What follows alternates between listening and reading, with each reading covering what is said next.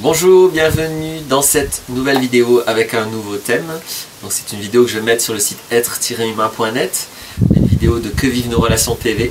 Le thème de ce jour a été demandé par Christelle après la vidéo que j'ai faite sur le respect, sur se faire respecter en fait, et être souverain, je crois que c'est ça le titre. Si vous voulez la voir, vous tapez Laurent Martinez, se faire respecter, être souverain, vous allez la trouver. Il y a une autre vidéo que j'ai fait aussi sur le respect et la responsabilité. Donc le respect est un thème important pour moi. Vous allez sûrement trouver, si le thème vous intéresse, plein de nuances et plein de vidéos qui expriment certains axes de cette notion, de cette valeur. Moi je pose le respect comme une valeur. Et la demande là, ça a été de rentrer dans les détails de mais comment on se fait respecter. Dans la vidéo précédente, j'ai exprimé des frontières en disant voilà, pour moi, se faire respecter, c'est se faire respecter dans ces frontières-là. J'ai posé un espace de souveraineté, j'appelle ça l'espace de responsabilité. C'est-à-dire que pour moi, ce dont vous êtes responsable, si quelqu'un essaye de prendre le pouvoir dessus, d'une manière ou d'une autre, que ce soit physique, que ce soit psychologiquement, que ce soit par de la rhétorique, c'est un manque de respect. Donc la question est comment se faire respecter. Alors évidemment, j'ai pas de recette de cuisine sur comment on se fait respecter. Évidemment c'est du cas par cas. Dans tous les cas, j'ai pas moi, j'espère que c'est clair, il y a un joli papillon qui vient de dire bonjour. J'espère qu'il est clair que avec toutes les vidéos et l'approche et le ton que j'essaye de mettre, en aucun cas je veux être un guide de quoi que ce soit, donc en aucun cas je veux dire bah voilà il faut faire ci, il faut faire ça. Prenez telle décision, faites comme ceci. Donc c'est pas mon axe du tout, mon axe c'est la conscience.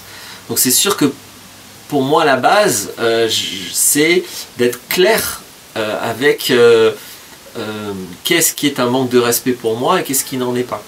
J'estime qu'à partir du moment où vous êtes clair sur ça, après il y a plein de manières de faire respecter. Donc je vais quand même essayer de rentrer dans quelques détails, je vais essayer de donner des axes on va dire, qui pourront être conjugués à vos critères, à vos valeurs, à vos choix, à vous.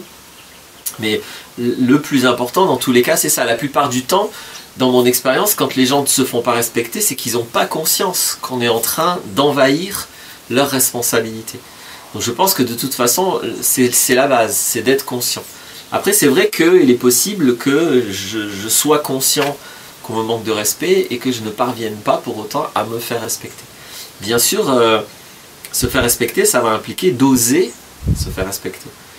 La première manière de se faire respecter, c'est au lieu d'attendre que ça aille trop loin, ce qu'on a tendance à faire. J'ai aussi fait une vidéo sur agir et réagir, où là j'exprime comment des fois on attend d'être émotionnellement impacté avant d'avoir une position ferme en disant stop là, tu viens chez moi, je ne suis pas d'accord.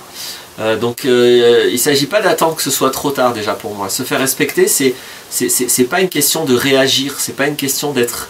Il ne s'agit pas d'attendre qu'on soit embêté, qu'on se sente mal. L'émotion ne doit pas être un repère pour essayer de se faire respecter. Surtout que quand on se base sur nos émotions pour se faire respecter, on a une chance sur deux en fait d'être quelqu'un d'irrespectueux dans son comportement. Je vais y revenir dans cette vidéo sur ce plan-là, parce que c'est une manière d'identifier. Beaucoup de gens aussi, quand ils vous manquent de respect, ils vont essayer de renverser les choses, consciemment ou inconsciemment, volontairement ou involontairement, en faisant comme si bah, c'est vous qui êtes irrespectueux. C'est vous qui posez problème, et donc ils se sentent le droit d'intervenir sur vous. Là aussi je vais y revenir. C'est quand même l'histoire de notre société où on va sauver d'autres peuples en les bombardant, on va leur donner de la civilisation en les détruisant, en volant leurs terres, en pillant leurs ressources. Donc jamais on a assumé qu'on faisait ça par irrespect total et par vol et par pillage. On prétendait toujours avoir des causes nobles à ça. Donc bien sûr que les irrespectueux, je parle plutôt du comportement, hein, les comportements irrespectueux, ils vont en général trouver une excuse. C'est très rare qu'une personne assume un comportement irrespectueux ou violent ou malhonnête. En général, on va chercher des excuses. Donc ce côté-là est très important aussi, parce que j'insiste, du coup, les émotions ne sont pas un repère fiable pour savoir si on vous manque de respect ou pas. Ce qui est un repère fiable, c'est la conscience de votre espace de responsabilité Et une fois que vous êtes clair avec ceci est ma responsabilité, à l'instant où quelqu'un essaye même de vous donner un conseil, si vous n'avez pas requis un conseil, la base c'est de dire mais gentiment, il n'y a pas de quoi s'énerver, hein. Puis en général on est très calme quand ça se passe, parce qu'il ne s'est encore rien passé de grave finalement, il ne faut pas attendre qu'il se passe quelque chose de grave. On peut simplement l'exprimer en disant attends, je m'excuse mais je t'ai pas demandé de conseil en fait, je sais faire, voilà.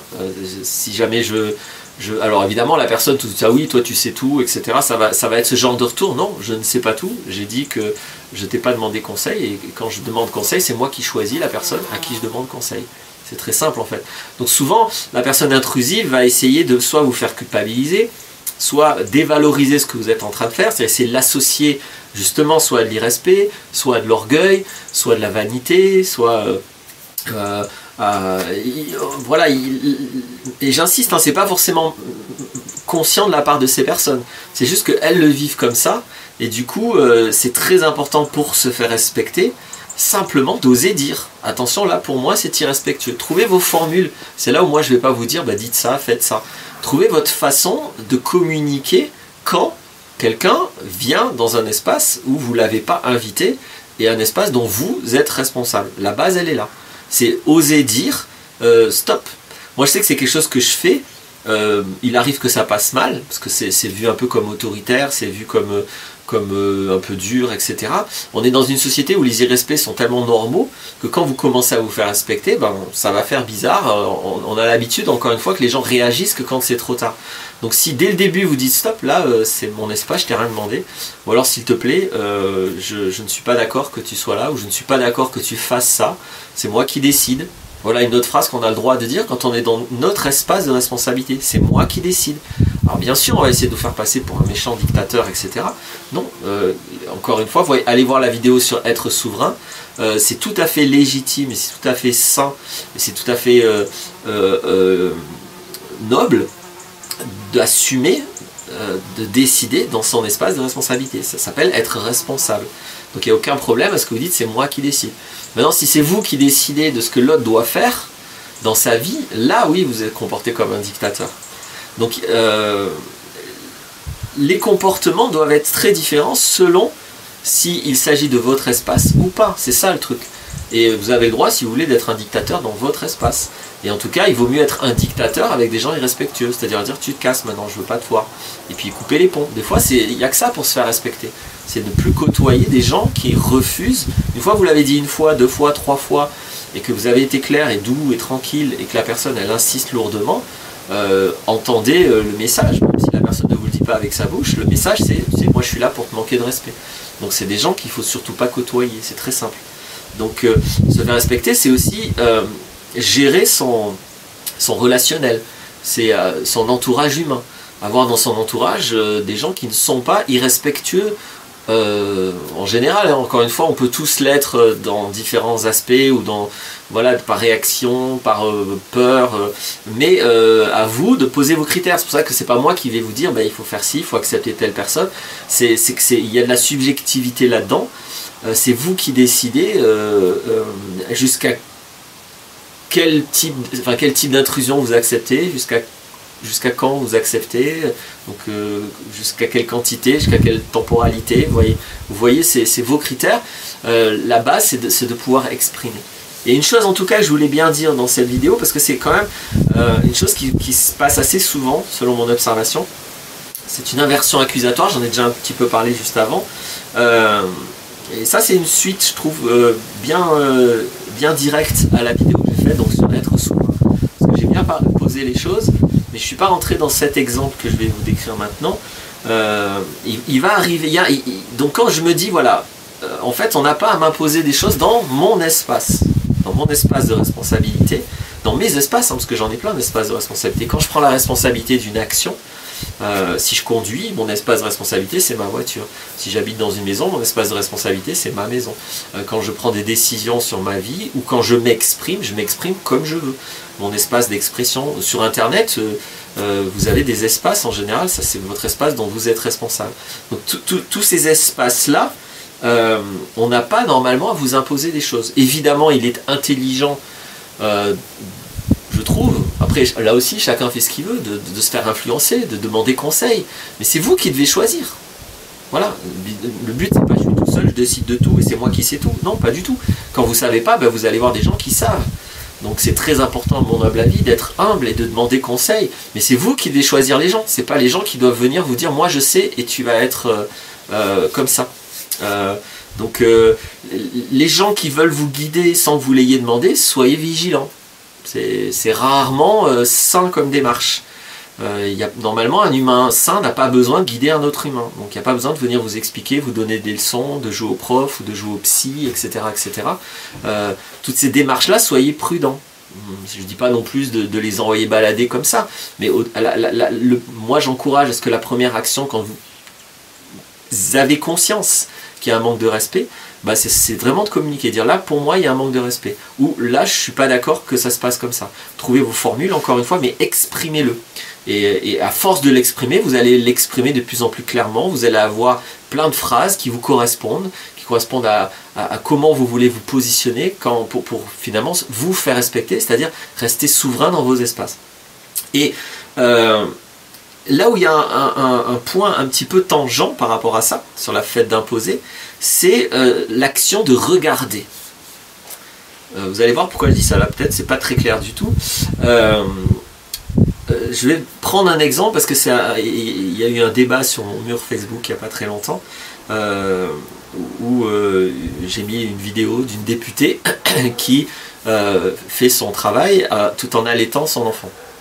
Et donc pour certaines personnes, il y a plusieurs personnes qui considèrent que c'est irrespectueux, qu'elle impose les choses aux autres. Donc là, c'est comment on fait. On pourrait presque dire, bah oui, elle n'a pas imposé ça aux autres. Donc c'est important du coup là de revenir aux espaces de responsabilité. Parce qu'on peut se sentir comme si on nous imposait quelque chose, est-ce que c'est le cas?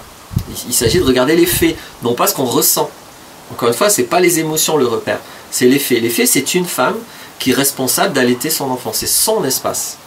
Donc celui qui imposerait quoi que ce soit, ce serait la personne qui lui demanderait d'arrêter. Ça c'est clair et net, c'est sa décision, c'est à elle de décider comment et où elle allaite, si on veut respecter les souverainetés des uns et des autres. Après, bien sûr qu'on pourrait dire, attends, mais moi j'ai pas demandé à voir ça. Ok, ben vous regardez pas. L'action de regarder, c'est une action, vous êtes responsable de ça. Pourquoi vous regarderez quelque chose qui vous plaît pas? Si ça vous convient pas, si ça vous dérange, si vous avez un problème avec ça, c'est votre problème. C'est à vous de le régler. C'est votre responsabilité de regarder. C'est pas l'autre qui vous impose de regarder, c'est vous qui regardez. C'est vous qui vous imposez ce que vous regardez. Dans l'occurrence, c'est très facile, par exemple, de regarder le visage de la personne, si ça vous dérange les seins ou si l'enfant vous dérange. Donc si c'est juste soi-disant le regard qui pose problème, la solution respectueuse est très simple. Donc faites attention parce qu'il va y avoir beaucoup comme ça de personnes qui vont venir avec cette logique inversée, ça s'appelle une inversion accusatoire, en vous disant mais tu me manques de respect, tu m'imposes quelque chose, juste parce qu'ils sont témoins. Non. La question c'est pas d'être témoin, c'est pas parce que quelqu'un... Alors si quelqu'un vous regarde par la fenêtre et regarde chez vous, donc c'est vous qui lui imposez quelque chose, parce qu'il vous voit faire quelque chose qui ne lui plaît pas. Il y a beaucoup d'abus là-dedans, on va demander dans diverses religions, on en parle beaucoup d'une, mais en fait c'est quasiment toutes les religions où on va imposer certaines tenues. Et non seulement les religions, là maintenant il y a des lois en France qui imposent d'autres tenues. Donc soi-disant il y a des choses gênantes, ça me gêne de voir une femme qui n'est pas voilée, ou inversement ça me gêne de voir une femme voilée, c'est ceux qui regardent qui ont un problème. Et c'est eux qui manquent de respect à la femme, soit qui se voile, soit qui ne se voile pas. Il est évident que l'espace de souveraineté, si un humain ne peut même pas décider comment s'habiller, pourquoi pas? On peut accepter une société comme ça, mais c'est clairement pas une société qui protège la souveraineté individuelle. Donc moi j'appelle ça la logique taliban, c'est-à-dire qu'à un moment donné, sous prétexte que moi je suis dérangé, je vais m'autoriser à dire à l'autre ce qu'il doit faire. Et comme ça, c'est insoluble. Comment on fait? Inévitablement, on en arrive à la loi du plus fort. Parce que si vraiment, je me dis, bon, cette femme-là, elle allait de son enfant, moi ça me dérange, elle n'a pas à m'imposer ça, ok, donc comment on fait? Parce que vous dites qu'elle vous impose quelque chose, et vous voulez lui imposer d'arrêter d'allaiter son enfant en public. Forcément, là, il va falloir se battre. Donc l'alternative, c'est d'être plus honnête et plus consciencieux avec les espaces, parce que dans les faits, non, cette personne ne vous impose rien.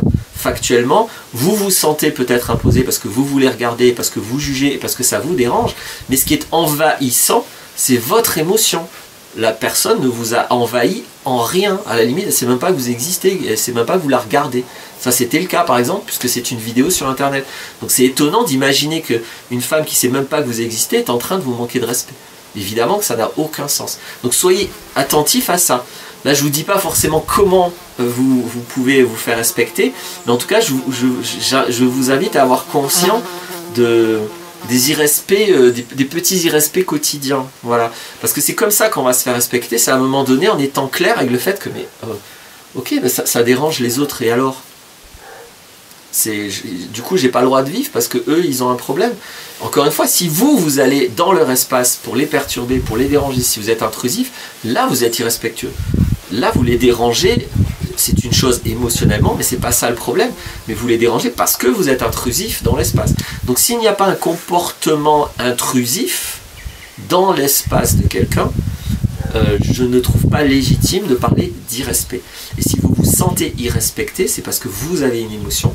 Allez voir toutes les vidéos sur les émotions, j'en ai fait plein. Les émotions, vous en êtes responsable. Même si c'est l'autre qui vous déclenche une émotion, vous êtes responsable. Alors attention, si quelqu'un me met une baffe, je vais avoir une émotion, je suis responsable de mon émotion. Il y a des gens qui vont souffrir de ça pendant 4 ans, il y en a qui vont gérer ça en 10 minutes. Et l'autre est responsable de la baffe. Il y a 2 responsabilités.